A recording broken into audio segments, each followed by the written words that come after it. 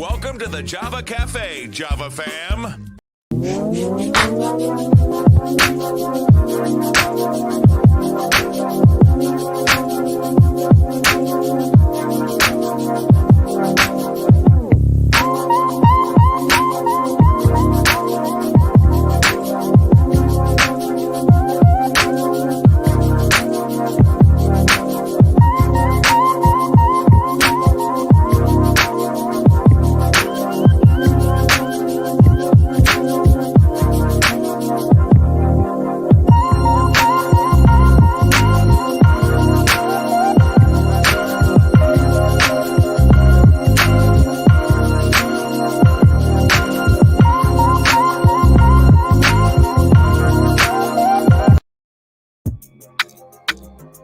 Good morning. Welcome to the Java Cafe, Java fam. Good morning, everyone. Good morning. Good morning. I just got a little note that the Facebook feed is acting up, but I'm going to let them know that you can watch on Twitter. Good morning, everyone. We're going to ask you to do a favor. We have a special guest in the room. We're still in a world pandemic called COVID-19. There is a new variant called Omicron, and I know y'all were joking about it, calling it a Marion, but it's something that we need to take very serious. Our new Mayor Wu, has been very active. There was a press conference a couple of days ago about the aggressive or assertive approach that the city of Boston is taking to ensure we stop the spread, and also ensure that we keep hospitalizations down and ultimately, at the worst, deaths. And so we have the health commissioner, the newly appointed health commissioner of the Boston Public Health Commission, Dr. Bisola. And though her staff sent me the proper pronunciation of her last name, I'm going to let her do it first, because I believe when we talk equity, we also have to respect the wonderful, rich culture of many of the names that make up our BIPOC community. And so without further ado, because I know her time is short, but I need you to do me a favor and hit that share button. We won't be able to go into a lot of the comments until the end, but I want to be sure that we get as many Black and brown people in the room from the city of Boston to hear not only stats about what's going on, but also hear about the importance of all people need to consider the vaccination, but especially when it comes to health equity.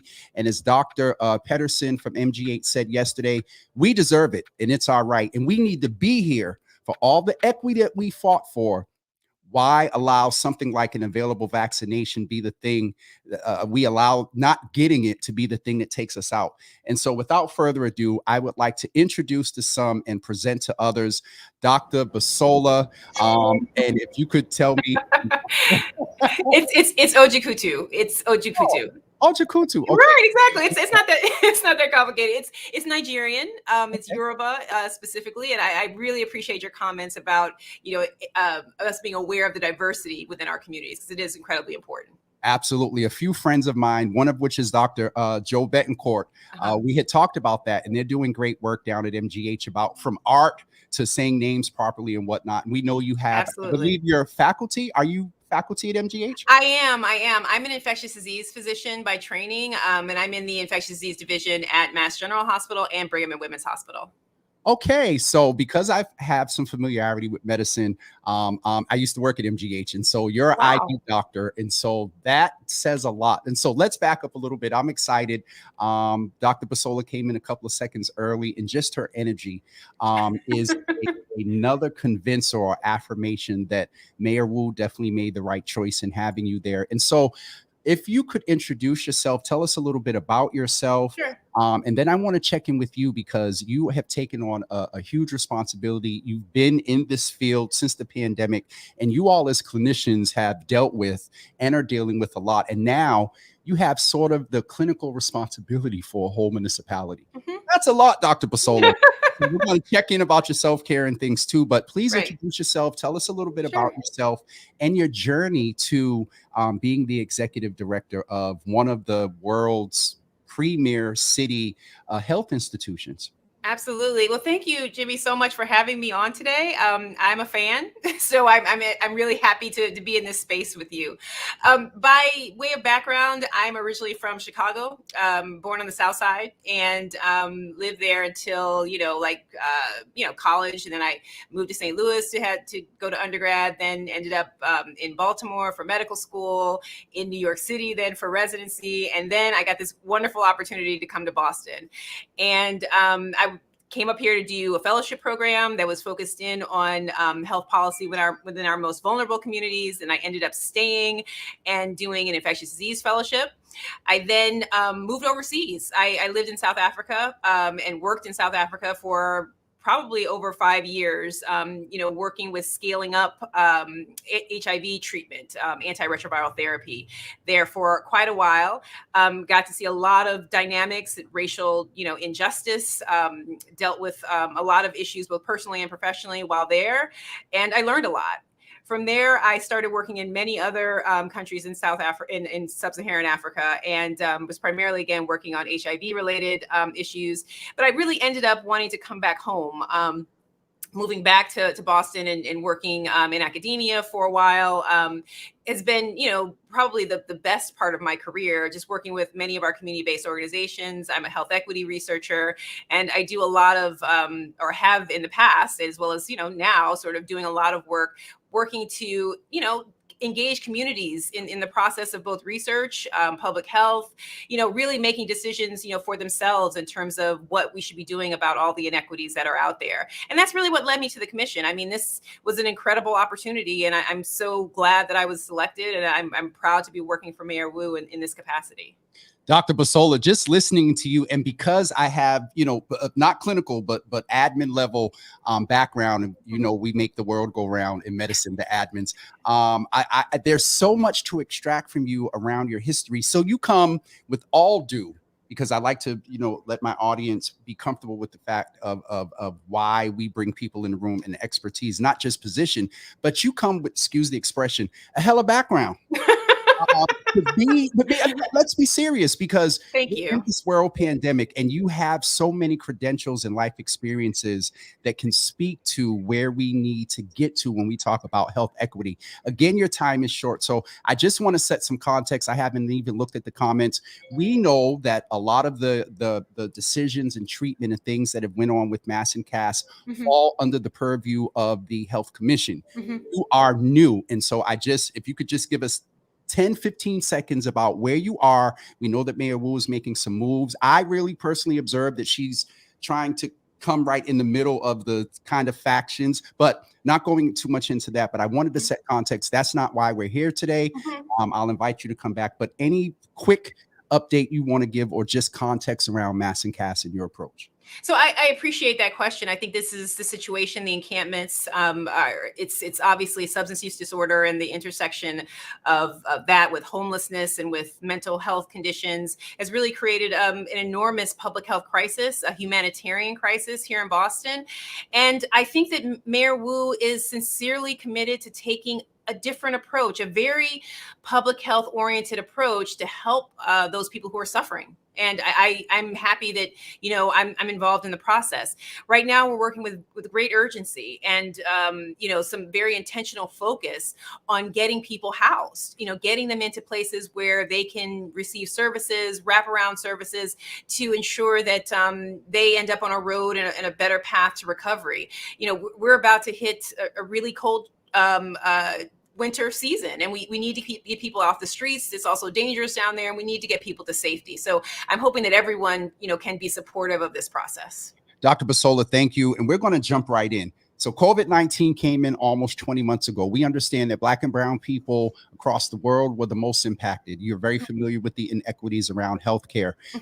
With where you can, I know you're constantly getting numbers. You probably have some sort of dashboard there. Where you can, how would you, the last I heard, and I think you said in the press conference, we were at 5.2 positivity rate the other day. Public health officials kind of exhale when we get around 2.5 or so. That's what I've heard. Maybe not. That's what I've heard over the past 20 months. The positivity rate, what would you say around that in the city of Boston? Right. So I think that there's definitely cause for concern, but this is not unanticipated. Even before this new variant, which we'll talk about, I'm sure, came into sort of attention or was identified.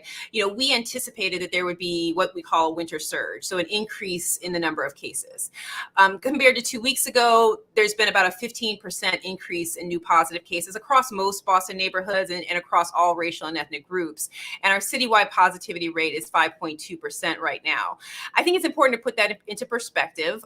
We're at a different place than we were last year at this time. We have a vaccination rate of about 67% in terms of full vaccination across the city. There's certainly disparities in there, but I think we have this under control. We have a plan in place that we hope will keep our community safe. Thank you so much for that. And one of the ways that we're going to, because people jump in and out sometimes, and I tell them to take screenshots of information. But one of the major things that I was happy to hear, two things actually, that you all have made a degree of or a large amount of testing kits available for free. Yes. Okay. For free, right?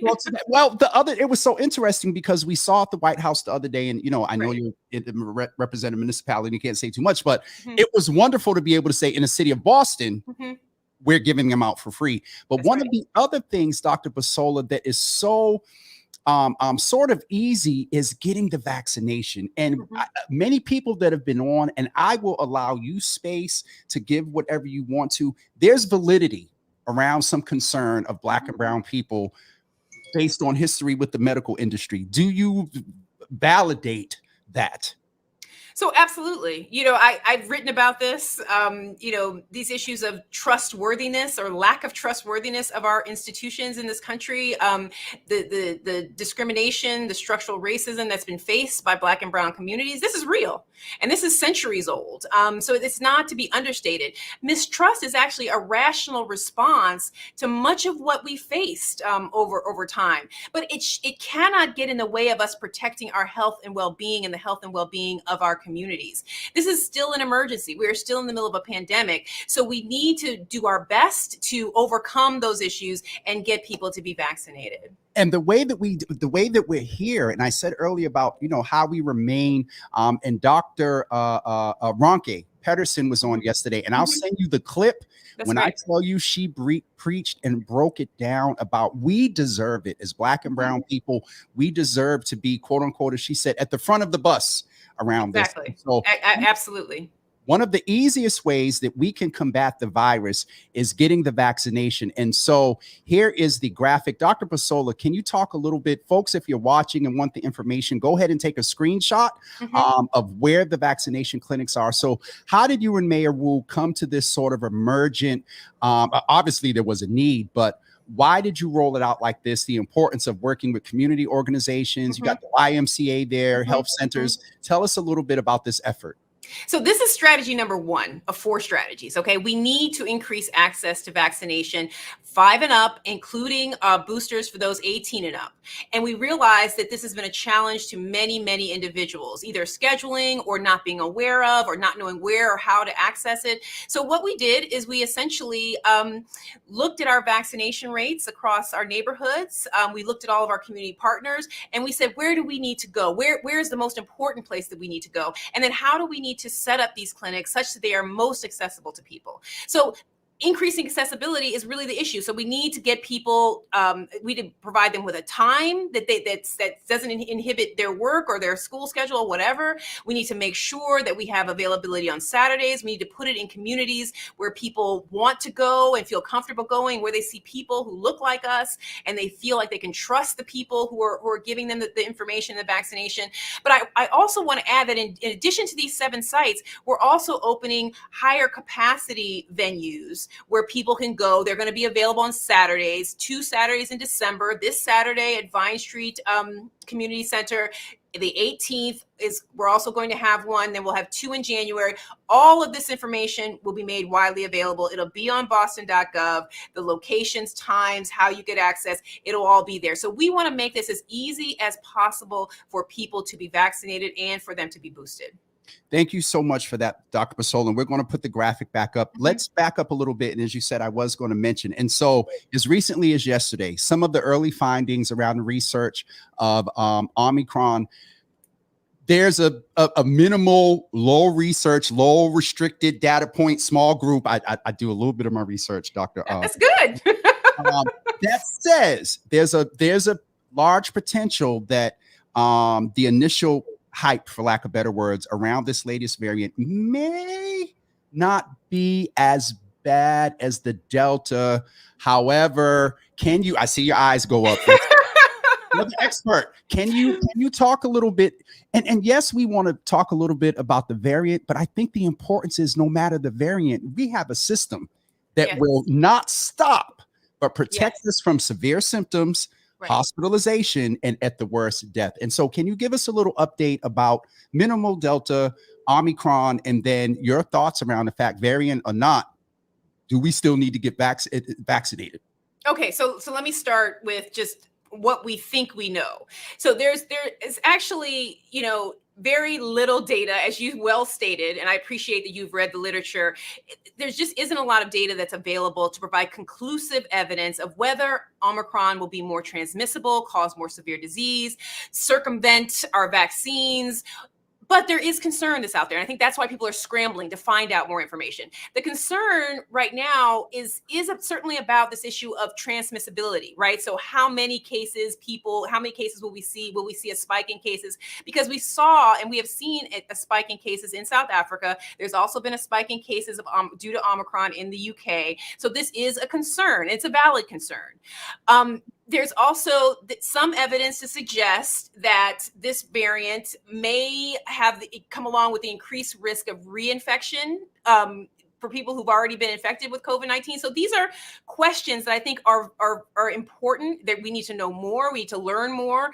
But I definitely think that we should remain calm, in the setting of being vigilant and letting the research and the science come to better focus so that we can really understand what's going on. What we do know at this point in time, that the intervention that we have that will work to address this issue, at least prevent, severe infections, prevent hospitalizations, prevent deaths, is vaccination. And we need to get more people vaccinated. It's not just getting people vaccinated here in the US. This is a global issue. We are a global community. There are no borders that are separating the virus from us, from what's happening in sub-Saharan Africa, from what's happening in India, other places that we've seen these new variants sort of arise in. So we need to be advocating for everybody, everywhere, to be vaccinated. In addition, we all need to be boosted, okay? Meaning go get your third dose. The purpose of that is to increase your immunity, and we think that will provide some level of cross protection across these variants. Keep in mind that even though we know that this Omicron is out there, most of our cases are still Delta. Okay, we know how Delta behaves. We've learned about Delta, so keep that in mind as you're making your decisions. But I definitely would encourage people to get vaccinated and to be boosted. Thank you, Dr. Bisola, for that. Speaking of the booster, I'll be joining our mayor tomorrow. Great. 12 noon on City Hall to get my booster. We were texting yesterday, and I was like, "Hey, we did our John." Shout out to John, your comms person there. Okay, good. Make this happen. Great. And we did a commercial with the Health Commission when I got my shot, and so I'll be there with her tomorrow. She was like, "Come on down," so I was like, "Okay, I'll be there." I'm going to get my booster, y'all, tomorrow at 12 noon at City Hall. That's great. That's a wonderful example to set. I appreciate that.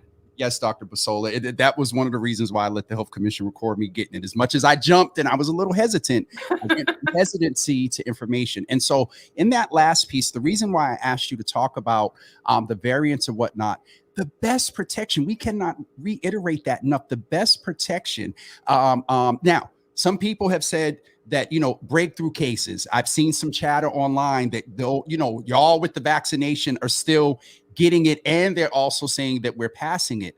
Can you talk a little bit again, just reiterate that though there may be variants and though some people may have breakthrough cases, again, what is the best protectant of less severe symptoms, hospitalizations, and deaths? Exactly. I think you're making the point for me.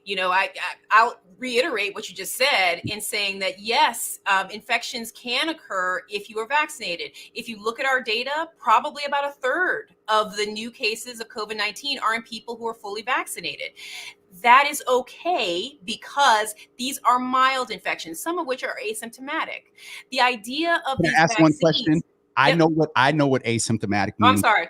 Without symptoms. I apologize. And thank you for calling me out on that. I really try to make sure not to use jargon, but that's really important as we talk about health communication and Yes, ma'am. improving health communication. Yes, ma'am. The best protection from severe symptoms, hospitalization, and death is the vaccines. Okay, that is what we need to be doing. You may still get a case of COVID-19, but it's significantly less likely to be a severe case or a case that will lead you to be hospitalized. So that is what we should be doing.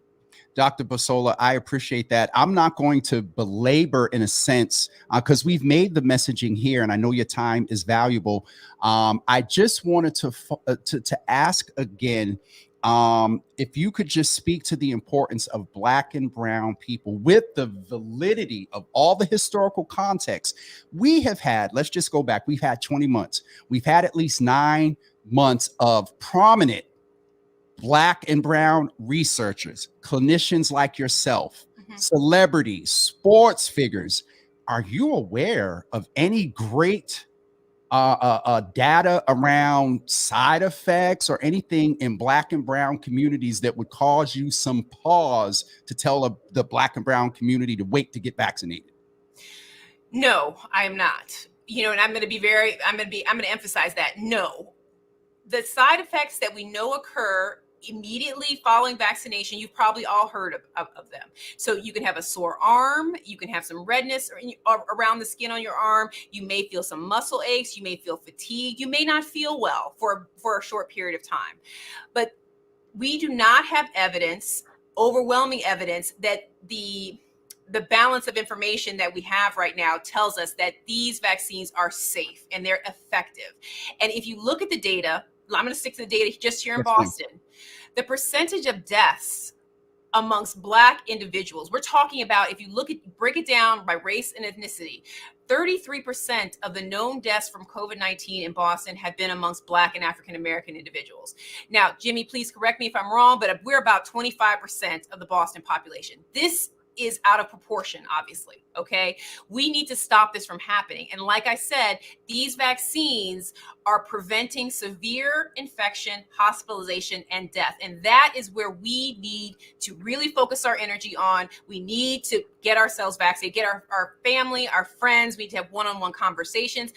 Trust me, I understand the hesitancy. I understand the reasons for it. And those reasons are valid, but we are truly in a period of emergency right now, and we do need to take action.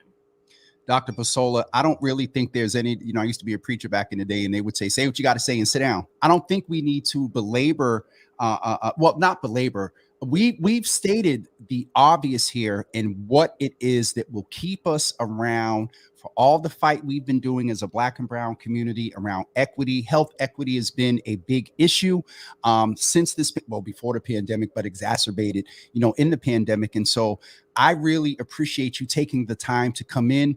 I would ask you just in general if you any closing statement you wanted to make, a reiteration again, because folks cannot hear it enough around this vaccination. One thing before that, as I said in the I got a couple of texts and they were like, so I'm going to ask Dr. Bisola about, trauma response and all that other stuff. I would like to check in with you around that continued work, because though COVID is very, very, very, very important, there's another level of trauma, in which we deal with in our community around, violence and whatnot as well. So if you could actually, before you go, with all this wonderful information and all the work that you're doing, we believe in self-care. Dr. Bisola, what is it that you do to ensure that you're taking care of yourself? Because to be honest, you're no good to us, with all due sounds kind of selfish, but you are no good to us, to the mayor, to the health commission, if you don't take care of yourself. So I always leave space. And I'm going to check a couple of questions, nothing too crazy, but some folks may have, a couple of questions just around the vaccination, whatever that we cover. But can you tell us about how you take care of you? Well, there are really two things. before I leave the house in the morning, I sit and I meditate. I think about the things that have made me feel strong. I think about my family back in Chicago. Many of them are still there. I think about, my husband and my 5-year-old child, and just think about having the strength to continue to be present for them. And I think about what I have ahead in my day, the focus, the laser focus I have to have on many of these issues, but how I need to set aside time to be there and be present for them. And I think that's what everybody should do. We all need to focus on ourselves, as you said so well, and think about the needs of our family and how they've been our strength, and how I personally I really they validate me. I really depend on them for that fact. So I spend some time meditating. It's just 5 minutes. It doesn't make me late for work. The other thing is that I really do try to spend as much time as I can with my 5-year-old. I have a 5-year-old daughter. She's very cute, and she makes me feel good. We laugh about things, and I think that's another thing. It's just having a laugh, and enjoying time and spending time with whoever your loved ones are. I think is really important. Can I make a comment though about pediatric vaccination? Do you mind? Because I really, as I was talking about my daughter, I really feel like I need to say something here, okay? Because there's some stark disparities in regards to vaccination for COVID-19 between the 5 and 11-year-old age group. For those of you who didn't have a chance to watch the press conference, I'm just going to tell you that we really only, if you look across the city of Boston, we probably only have about a quarter of our kids in that age group vaccinated right now. And I realize that, we've just rolled out vaccination in that age group recently. So 24% or so, that's okay. But really, if we drill down into the racial and ethnic disparities, there's some worrisome findings. If you look at Black children, we have only 8% who've been vaccinated, who've received that first dose. And amongst Latinx children, we have only 10% who've been vaccinated. We have to do better than this. If you look at COVID-19 in that young age group, and you look at hospitalizations amongst kids, 68% were Black. Okay, this is an issue that we're dealing with amongst our kids. Okay, so we have to protect them. You may think, well, people have said it's not so bad in kids. Well, but it can be. It may be rare. It may be, that doesn't happen that often. But the reality is that it does happen. If we can do anything that's safe and effective, which these vaccines are, I've read the clinical trial data. I understand the clinical trial data. It is effective, 91% effective in symptomatic COVID, in preventing symptomatic COVID-19. We need to do this. Okay. So I'll tell you right now, I took my own daughter, my own 5-year-old. She's received her first vaccine dose. She'll receive her second next week. So I just want to encourage us to really think highly. If you have questions, we have information out there. Go to these vaccine clinics that I've mentioned. There are people there who can give you more information. If you're not ready that day, come back again the next week. Okay. We'll be around. We're not going anywhere. This is work that's very hard. It makes us tired, but we are pressing forward. This is something that we have to do, and we have to do for our communities. Dr. Bisola, thank you so much. I'm going to put that down there that, call 311 or go to boston.gov to get the information that you need to sign up for vaccination. You were right on point, because when you raised the daughter, and I'm in the background, I'm like, I don't want to throw a question on her because it's personal, but thank you so much for your transparency, because you as an expert, if you are allowing your daughter, and thank you for naming that you read the clinical trial. Listen, I'm going to keep it 100. We got a Black woman up here and we know that Black women are fixers. Let's just keep it 100. And so the reason why I asked you about the longevity of Black clinicians and celebrities in sports is somewhere along the line, if there was some crazy conspiracy, something would have broke out. And so there is a trust factor that we must have. And ma'am, you have definitely established that here today. So I'm looking forward to us coming out of this and then getting to a point where we can be more proactive around health disparities and proactive addressing trauma and other things. But we don't want, as a people, to add to our exponential compounded trauma, something that we can avoid. Last question, Dr. Bisola. This is this is so good to me. The importance of mental health in the context of taking care of ourselves as Black folks, considering that it's the holidays. People are dealing with, unfortunately, some first losing family members and things like that, either the violence or COVID. Last question, I promise, before John texts me and tell me you got to go. Can you talk to the importance of mental health for Black and brown people, and with a little bit of the brothers that need to consider it? You know, I have to say that I personally have lost people from COVID-19 within my own family. Certainly have dealt with trauma. I don't know any Black or brown person who has not. So mental health is just, it's so key. It's so essential to our overall health and well-being. I feel like we shouldn't even call it mental health. It's just health. It's just, They said that yesterday. I'm sorry. Yes, this is just, I mean, this is just health. We need to just forget about calling it mental, psychological, whatever you want to call it. This is just about our health. This is about staying well, staying whole, staying effective in the work that we're doing, staying present with our families and our communities. You know, we have to deal with it, and we need to make providers more available to our communities when we need counseling, when we need to talk to somebody. That has to be covered by insurance. We need to have them out there. We need to destigmatize going to seek help, talking to somebody within our communities, whether we are men or we women. And I understand there are different gender dynamics there, but I think for everybody, there's stigma, there's lack of availability, and there's lack of awareness oftentimes of what the symptoms are of depression. What are the symptoms of anxiety? Is this real, or is this something, you know, we're sort of manifesting on our own? I mean, I think that's been a sort of a recurrent theme within our history as Black and brown people, that this is something that we just need to be stronger. You know, we just need to be better, and then we'll overcome it. No, this is about health and well-being. This is about very serious issues that occur within our own bodies that we need to understand better, and that we need to get help for as needed. Dr. Bisola, similar to there's so much to unpack, and because of awareness and experiences, I'm just going to go ahead and just let you go. I appreciate you, because I could hold you here for a couple hours, because this information is so important to our community. And also, I know that there is such impact when they're able to hear it from someone that presents that they have the experience, the genuine life experience and concern, medical experience. And Dr. Bisola, I appreciate you so much. I appreciate you. Yes, ma'am. Yes, ma'am. I look forward to having you come back when needed. Know that the platform, God forbid, if there's any emergent or whatever, and I know y'all, connected to legacy media and whatnot, but if you ever want to come back to Hood Media, just have John let me know. And I look forward to seeing you tomorrow, and then working on you with some other things. The support is here. If you need to get some information from community folks, I'm here. They're here. But thank you so much, Dr. Bisola, for coming into the room this morning. It means a lot. And again, we cannot say enough. And I know I prompted her to say it about 5 or 6 times, but this is the important, let me just get rid of this. This is the important information. If nothing else, you walk away with today.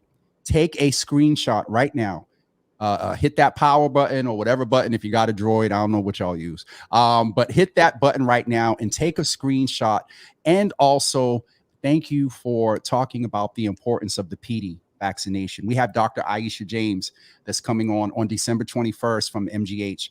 That's going to do a little deeper dive, and hopefully there'll be some more data available by then. But Dr. Bisola, I have nothing else to say. Thank you, and Godspeed and strength your way. Stick to that meditation, because once we think,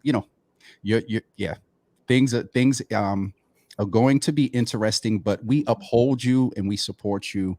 And thank you so much for coming in this afternoon. I mean, this morning. Thank you so much for having me. I really appreciate the support, and I look forward to working with you and everyone else out there who wants to be in this fight.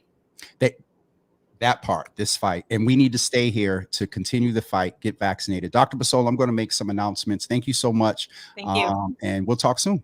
Okay, take care. Bye-bye. Bye-bye. Everyone, that was our Dr. Bisola from the Boston Public Health Commission. I cannot reiterate enough that this was the point of her being here. Her and Mayor Wu and Dr. Bisola have worked with the commission and all these faith-based organizations, community health centers, to ensure. Y'all remember when the vaccine came out and folks were going down to the Reggie that didn't look like us, all the inequity around the access. Now it's readily available. I would say I'm getting to a point. Y'all know I was saying suggest, strongly consider. Get the vaccination. I think it's the first time I've said it. Get the vaccination. Just a couple of announcements. Tomorrow morning, we have the pleasure and opportunity of bringing a Java fam member back into the Java Cafe. Gail Hainville came in last year and talked about a new nonprofit that's not even nonprofit yet, work that she was doing around with homeless youth, and then specifically with LGBTQI plus youth, and then even more specifically with transgender youth. And so there's been a year's worth of work that this wonderful queen has done. And so she's going to come and exemplify some thankfulness. There's some information she can share, can't share that I'm aware of. But there's a lot that she has to share with her intentionality around all the work that she's done with Saturday Church. So that's tomorrow morning. We're back at 9 a.m. Now, listen, I'm about to put this next graphic up, but this may be subject to change based on what's going on. I don't want to sponsor any event. And, you know, we're going to be eating and drinking there. You know, you have to pull your mask off of that. As of right now, we are gathering next Saturday, December 18th at 4 p.m. at the Underground Cafe for the second Java Cafe, an in-person Java Cafe at the Underground, 742 Columbus Avenue in Boston, Mass. That is a small business. That is a Black-owned business owned by a female. And shout out to Nia Grace, who was actually on the mayor's COVID advisory council from a business perspective, but she's a queen that is well informed. And so there's some advocacy there just generally for Black people as well. So shout out to Nia for doing that. That is it for me this morning. Thank you all that came in the room. We were a half an hour late because I wanted to accommodate Dr. Bisola's schedule, but we will be back tomorrow morning at 9 a.m. Some people have asked me what I'm going to do about Wednesdays in the afternoon. I'm going to keep them free for now. There's some new programming, some things coming up in January. As some of you may saw, I got an assistant yesterday, and that's going to take a lot off of the busy work off of me to really do some other things to impact and enhance the platform. I'm going to go in and check with some comments. You all really went in today. Let me see what's up. Nikki, love you too. Ma, love you as well. Heidi is saying, Nikki, your family walks in faith, trust God. Being a mom, I don't know the level of concern. This was probably about the PD vaccination. You heard what Dr. Bisola just said. She got her child vaccinated. And that, listen, y'all know real recognize real. Dr. Bisola got a little swag with her that definitely exudes a level of trustability, for lack of better words. I'm getting off of here before I get in trouble. Asia, good morning. Health is wealth does affect your decision making if you're not informed. Listen, you done said it, really. You done said it, Asia. To Heidi's point, my sister works at Children's. The majority of people getting their children vaccinated. That part. All right, y'all. I'm not going to go off into a tangent. The information is available. I will put this on my page so you can have the information and go get your booster. Right now I'm saying tune in tomorrow afternoon at noon. I don't know the logistics. I have to check in with the mayor's office and the health commission, but I'm getting my booster tomorrow around 12 noon. And so we'll keep you up to date about that. All right, everyone, have a wonderful Wednesday. Don't forget next Wednesday. A couple of Boston Poly things. Nika Ojikutu is running for state Senate, 2nd Suffolk District. Liz Miranda is running for state Senate, 2nd Suffolk District. Okay, wonderful. Queens running for a higher office, increase their voice. My question to them is, who did they train? Who is going to be their successor? Because redistricting is going on as we speak. Now, I understand the 2nd Suffolk, the way the maps are drawn is more favorable toward a BIPOC candidate turnout, more BIPOC voters.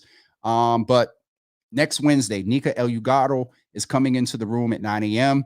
And then on Thursday, December 23rd, Liz Miranda is coming into the room, and we're going to talk with her about her candidacy. We're going to have a real conversation about a couple of other things, but about her work. And so please keep those 2 dates in mind. All right. I'm out of here, everybody. Have a wonderful day, and we will see you tomorrow morning at 9 a.m. Peace.